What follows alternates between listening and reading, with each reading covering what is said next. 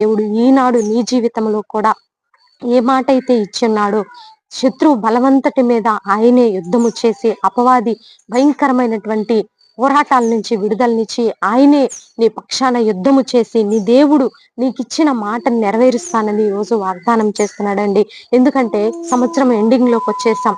ఇక నవంబర్ నెలలోకి వచ్చేసాం. ఇక వస్తే క్రిస్మస్ వాతావరణం వచ్చేసి ఉన్నది. ఈ ఎండింగ్ లో మరి దేవుడు నిన్నింకా బలపరుస్తూ దేవుడిస్తున్నటువంటి వాగ్దానాన్ని రిసీవ్ చేసుకోండి. వ్యర్థం చేసుకోవద్దు. దేవుని మాట చాలా విలువైనది. దేవుని మాట దొరకని దినములు రాబోతున్నాయి. నువ్వు ఈ సముద్రం నుంచి ఆ సముద్రం వరకు పరిగెత్తినా కూడా దేవుని వాక్కు అందని పరిస్థితులు రాబోతున్నాయి. తూర్పు నుంచి పడమర వరకు నువ్వు పరిగెత్తినా కూడా ఎంత వెతికినా దేవుని మాటలు దొరకని రోజులు వస్తున్నాయి. విస్తారంగా విస్తరింపబడుతున్నాయి. ఈ వాక్కును మనము రిసీవ్ చేసుకున్నాం. దైవ భయము కలిగి దేవుని మాటకి లోబడి దేవుడిచ్చేటటువంటి దీవెనల ఆశీర్వాదాలు పొందుకునే వారిగా ఉండాలని ప్రభువు నామములో